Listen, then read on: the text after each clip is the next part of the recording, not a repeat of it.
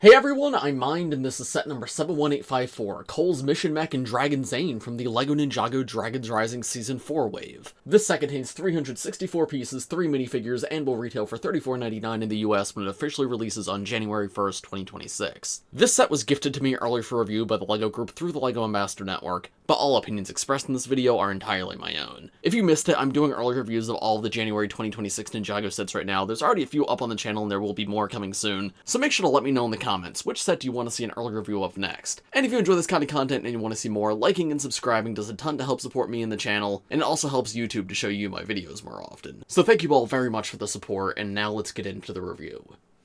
So here's Cole's Mission Mech, which is called a mech, but what it's actually meant to be is Cole's Golem form from the show. This is something that first appeared in Ninjago Dragons Rising Season 1, and something that I've really wanted to see physically, but assumed we were never going to get. So seeing that now with Season 4 we finally have a proper set for this came as a huge surprise to me, but a very pleasant one. This is one of the sets that I got to see early at LEGO's Fan Media Days, and I have an interview up with some of the design team if you want to go check that out. There you could hear and see a bit more about this set. But yeah, in that interview room, I was so incredibly excited to see this is happening. Now, not to throw anybody under the bus, but when I was at Fan Media Days, of course I was not the only one there who was seeing these sets, and I remember after I had the presentation sitting down and talking to Duckbricks about this set, about how excited I was, and he was not nearly as into it as I was. He was not the biggest fan of this set, and I'll leave that to him to talk about in his review when he gets around to doing that, but I feel like he had almost convinced me that I didn't like this set as much as I thought I did, but now having it in hand after all this time, no, my initial impression is still correct. I do actually still really like this, so let's go through everything that it has going on. It's rare that we see sets like this that are actually based on the Ninjago show rather than the show basing things off the sets, so it's interesting to see how they translated certain things physically. One big difference between this model and how it appears in the show is there's a lot more color on this build, and it's not like overly colorful, but we have this dark tan that's used in quite a few different places, as well as a little bit of gold, and none of that's really present on the Golem form in the show. It's pretty much entirely just black or gray and orange. I assume they brought in a couple more colors here for a couple reasons. Number one, this set does have a relatively low age mark, so it's meant for younger kids to be able to build. And I know if all the pieces are the same colors, it can actually be difficult for younger kids to build. So that's why you often see very colorful pieces on the insides of sets, to make it distinct what's on the inside, what's on the outside. So I don't know for sure, but I could see it being a very similar situation here, having to incorporate these other colors just to break things up a bit. But then that's the other side of it. I could see that just being the other thing, wanting to make it a bit more visually interesting, not just have two colors. The dark tan isn't too prevalent, and it still absolutely fits that element of Earth, but it breaks it up a bit. It's not literally only using two colors. Anyway, the shaping of the feet here is pretty much perfect. It's got the two toes like it has in the show. We've got these like rock or fur pieces on the side in black. I absolutely love this part. I love how versatile it is, because in this set it's clearly meant to be like part of the rocks, and it absolutely looks like that. But a couple waves ago, this was used as the fur on the Photak beast. It's such a specialized shape, but it can be used to represent so many different things. Layering them like this specifically, though, does help give that very rocky feel. The feet connect onto the legs on a ball joint, and there is a solid forward and back motion. It's not like the craziest I've ever seen, but there's enough motion there. And then there's also a lot of side-to-side motion. The legs are probably my favorite part of the build just because of the shape. They go for that inverted sort of like canine leg thing, and that is how they appear in the show, but I'm impressed they were able to make it so stable while maintaining that shape. Again, we have that very rocky texturing on top. There's some ingot pieces to add like a metallic feel. It uses the SCCBS limb piece here, but that's not the entire limb. It's used to just create that bend right there, and I actually think that's a very good use of that part. With the way these legs are shaped, I think it just looks so unique even just standing up. We've got some clips towards the top of the legs too, and that's of course to hold on to Cole's accessories while he's in the mech, and this is very commonplace nowadays, but it still makes me happy to see, because there was a point in time where this was not commonplace. You just sort of had to take off the minifigures accessories and put them wherever. Having a proper place to store them is a very good thing. The legs connect to the waist on a full-size ball joint, and again, there's a huge range of motion there, but it is very stable. I was worried with these like weirdly shaped legs it would be hard to pose or the range of motion would be too limited, but it feels like quite the opposite actually. This feels like one of the most sturdy Ninjago mechs I've built when you just like plop it down on the ground. You don't necessarily have to carefully pose both feet. It stands up really well. Coming to the chest, we have the cockpit, and again, this is quite unique how it's done. They very easily could have just popped on the standard Ninjago cockpit piece and called it a day. But no, it seems like instead they wanted it to seem more like the chest of the actual Golem form. So it uses the large SCCBS armor piece to sort of cover up the minifigure sitting inside, and then two of these flag pieces almost to create like chest muscles. That does a great job to enclose everything, but of course it swings open really easily. And with it open, of course, you could place a minifigure inside, for example, Cole, who comes in this set. It is able to accommodate his gigantic armor piece that he has this wave, which I think is wild. I would not have faulted them if they made it only fit him without his armor. But yeah, once he's plopped in there, you can close it back up around him. And you can see now his eyes are pretty much completely hidden, and that's because this is Cole's Golem form. It's not supposed to be a normal mech. So while you can see him peeking out a little bit, it is supposed to be him fully turning into the Golem. So now his eyes should be up here on the head. The head does use an all-new printed part for the eyes, which is amazing to see. I'm so glad that was not a sticker. I totally understand when stickers have to be used every now and then, but my one thing is anything that's like a face detail should always be printed. So I'm glad to see they took the care to do that here. And I'll be honest, up here the head is probably my biggest critique of the entire set. I just wish there was a little bit more motion to it. Because the head does seem very locked in place. There's a little bit of forward and back motion, but that's all you can do. It does not have any ability to look side to side. In a normal mech, that might not be the biggest deal, but because this mech is literally supposed to be Cole, I feel like you lose some of the character when he's not able to properly turn his head in this form. I'm sure this wouldn't be a super difficult modification if you wanted to like tear this apart and add a neck joint, but yeah, it's definitely a bit of a shame it was not there by default. The arms both use these all-new gold leaf for armor pieces. These are the new specialized piece for this wave, they come in lots of the sets. And honestly, I think they look okay on the build, shape-wise they're very cool, but it kinda just feels like an unnecessary color to me. The build honestly I feel like looks a little bit better even with them off, because then it feels a lot closer to Cole's Golem form from the show, and you don't have that random gold color being pulled over. Every single color now is a lot more earthy. It's the transparent orange, the regular orange, the silver, the dark tan, and the black, as well as the dark bluish gray. The gold's not terrible here, but it does feel a little out of place. Ideally, I think if they molded this part in black, it would have been perfect, because I do like how it covers up a bit of the joint. But I appreciate at the very least if you choose to remove it, the build doesn't look bad without it. You do still have a full arm build underneath that gold leaf. I'm gonna remove the accessories so we can see like the parts of the actual mech a bit better. But yeah, here's how the rest of the arms look. I like the transparent orange to sort of be like Cole's lava arms. There's 3 individually posable fingers, 2 at the top and then a thumb at the bottom. And the arm is built using an SCCBS joint, which I know a lot of people are not the biggest fan of. Me personally though, you guys know I love them. I think it works pretty well for this. The other arm is very similar except for when you come down to the hand, instead of those transparent orange like lava arm effects, instead you have a Technic pin. And that's to attach different accessories that come in this set.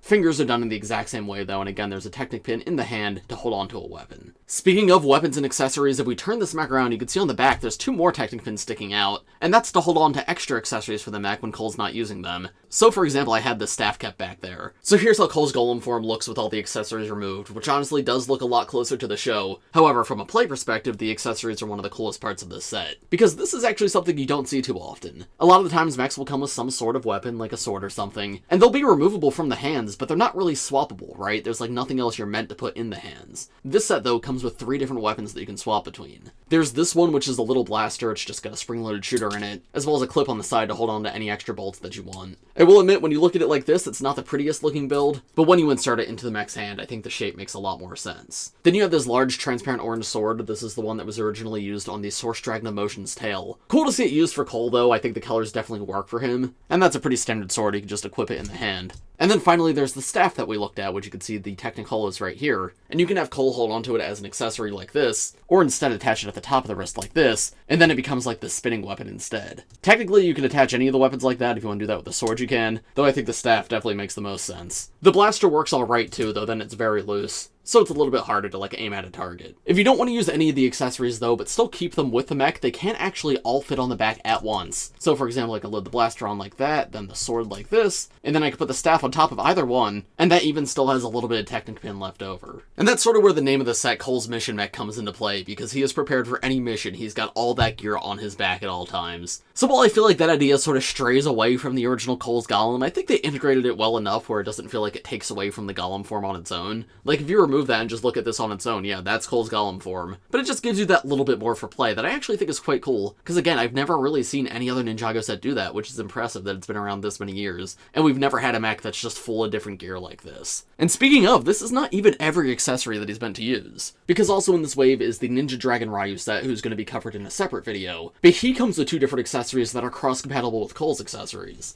There's this sword that he keeps on his side, and the spinning blade that he keeps on his tail. In the Ryu set, those can go into his mouth, those can go onto his tail, or into his hands, but you can also remove them and give them to the Cole Mission Mech instead. The blade especially attaches really well on top of Cole's wrist.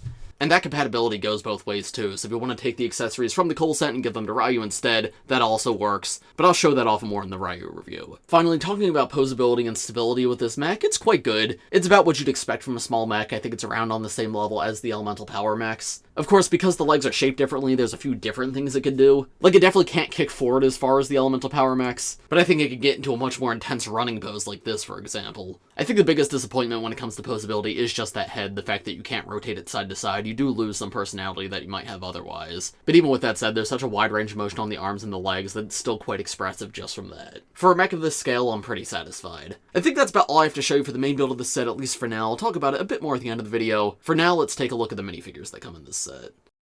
Here's the first minifigure in the set, Dragon Form Zane, and yeah, the ninja are dragons this wave for some reason. They've turned into dragons, they've got these big long tails and wings. Yes, this has technically happened before with Ninjago Crystallized, but this one seems different because they're not like elemental dragons, it's just regular dragon form. Don't know what the context of this in the show is going to be, I've just been told it's called True Form, don't know what that means, but hey, it does make for some pretty cool minifigures. The dragon forms are also sort of like the collectibles of this wave because the normal suits, some of them do come in more than one set, but each of the dragon forms, the complete versions do only come in one set each, so if you want to get Dragon Form Zane, at least as of right now, this set's the only way to do it. I do love how all out they went with these minifigures. They reused the Dragonian wings, but in all new colors, for example, white here on Zane. But the coolest part is definitely this tail, which is so big. It attaches like previous minifigure tails in between the legs and the torso, but normally minifigure tails, I'm thinking like Monkey King from like a Monkey Kid. It's a lot smaller, a lot closer to the torso. But no, this is gigantic, very detailed, and I think it looks awesome. It's a soft plastic too, so there's a little bit of give to it, right? You can move it around. There's no actual, like, articulation or anything, but it does give you some freedom when playing with the minifigure. It's not entirely locked into one place. The dragon forms all have these exclusive dual molded mask pieces. In Zane's case, it's white in this light blue color, and I absolutely adore this shade of blue on Zane. I feel like Zane does not get to use blue nearly enough just because there is other blue ninja, but when he does, I think it looks fantastic. It represents the element of ice so well, and it's incredibly prominent on this mask too. It's almost like 50-50 between the blue and the white. You can see Zane has his dragon power eyes right now. This is just the standard headpiece from Dragons Rising. However, for the first time ever, I was told these are going to be canon to the show. You are actually going to see them with these dragon visors, which has not happened before. But if you prefer to not have them, here's how the minifigure looks without it. The armor piece I think is sick. It's gigantic, but it fits with the wings and everything. Just these 4 golden spikes. And all the Dragon Ninja generally have the same torso design. You'll see it on Cole in just a moment too. But there's a little bit of variation as to like where the break in the torso is and the design on the scales. Zane, honestly, I'm not a huge fan of the scales on his torso because it's gold like outlined by light blue, and then all of that's outlined by dark gray, and I just feel like that's too many different colors that when you look at it from afar, it just seems a little bit dirty. The gold and light blue are too different of colors from each other, and honestly, I'm not a fan of the dark gray on him generally. Zane uses light gray sometimes, which is fine. I also don't love that, but I think it works. It, like, fits ice well enough. But dark gray, that's absolutely a Cole color, and, like, Kai's used that occasionally. I don't think I've ever seen Zane use dark gray like this, and it does feel very out of place, especially with everything else. So unfortunately, this is far from my favorite Zane suit. I do think the mask helps a lot, though. The mask is super cool. But it is still definitely a neat one to get. I appreciate him coming in a cheaper set. There's a look at his full back torso print as well as his full front torso print. We definitely have some very unique suits this wave. And then here are the other 2 minifigures in the set. We just have like the standard version of Cole this wave, and then the Acid Snake, one of our villains. Or sorry, the Acid Monster. So yeah, these are the normal suits this wave, which you can see are exactly the same as the dragon suits, just without the dragon hood, without the wings, and without the tail piece. But he's got the same armor, same torso, and same legs. Let's mention accessories first, though. Cole comes with a little orange hammer. I mean, I think that's cool. And the Acid Monster has this staff with a green tooth on top. But yeah, coming back to Cole, I think the scales in his torso look much better than the scales on Zane's. They're just gold and dark gray, which is a much more consistent color combination. He does have orange on his arms, which honestly, on this version of the suit, feels a little out of place. It seems a little more integrated when you have the full dragon suit and the hood has orange on it as well. But I don't think they're bad here. I think they work fine. But yeah, just seeing so much gold on top of the black I think looks amazing. And honestly, I really love the dragon form armors without the full dragon hood. They're just so huge and over the top and exaggerated. I think it's quite cool. I feel like we don't really have another ninja suit that does something like this. Here's Cole with the armor and mask removed, and there's a look at the back torso print and alternate face. And then the Acid Snake is definitely my favorite villain design of this wave. Like, look how cool that is. Look at the light, like, shine through that transparent bright green. That is such an amazing new mold. And beyond just the mold, too, the overall color scheme, purple and lime green, is so incredibly cool. It makes me so happy to see a snake back in Ninjago specifically with the full tail piece. Even if this isn't technically like a serpentine, it's just an elemental monster, it does give those classic Ninjago serpentine vibes, which I adore. But yeah, that face especially, the way he's got the transparent teeth and the transparent neck. And we sort of have like this dripping acid design coming down the torso into the legs. This is probably my favorite Ninjago villain design in years. I love this thing so much. And this feels like a higher quality minifigure this wave as well, so I'm a bit surprised they managed to fit it into a smaller set like this. I'm not complaining though, I'm very happy to have multiple ways to get this guy. For $35, maybe one more minifigure would have been nice, but honestly, Dragon Form Zane is a very like high quality, high part minifigure, and same thing with the Acid Snake. So this does all feel very solid. But now, what are my thoughts on this set overall? Me personally, I really like it. I'm so happy to see them go back and do something from the show that we didn't have previously, and I feel like they executed it pretty well. Like, obviously some things changed to make it a better toy and a better building experience, but I think it's faithful enough to the show while also not compromising on anything else. Honestly, the only thing I'd like to see different is adding a neck swivel, and the price, maybe it could be $5 cheaper, but the price is fine to me. It feels like a solid value for what you're getting. Would I recommend this set? I'd say it depends on who you are. If you're a fan of the Ninjago show, then absolutely, I think this is a great one to pick up. But I know there's a wide variety of people who buy Ninjago sets. Some people get them just for the sets and don't care about the show at all. And if you're just looking for a cool mech, I mean, this is solid, but there may be better options out there. I will say from a play perspective, I like this a lot. This is the kind of thing I can imagine myself having a ton of fun with, especially when I was little, being able to swap the weapons around and being able to swap it with a Riyu set too. I think it's very impressive the way it can hold all 3 weapons on its back. So I think for fans of the show, it's great. For people who are more focused on play, it's great. But if you're not like a Ninjago show fan and you're really only buying stuff for display, there might be better options out there for you. However, if you're in that position and you've gotten that far in this video and you're still interested in it, maybe pick it up. I don't know, the minifigures are great. I feel like there's something to like in this set for most people. But of course, those are just my thoughts. Let me know what you guys think of this set in the comments below. If you enjoyed this video, make sure to leave a like on it, subscribe to my channel if you're new, and let me know in the comments which January 2026 set do you want to see an early review of next. But as for this video, I think that's about all I have to say, so thanks for watching everybody, I hope you all enjoyed, and I will see you in the next one. Bye!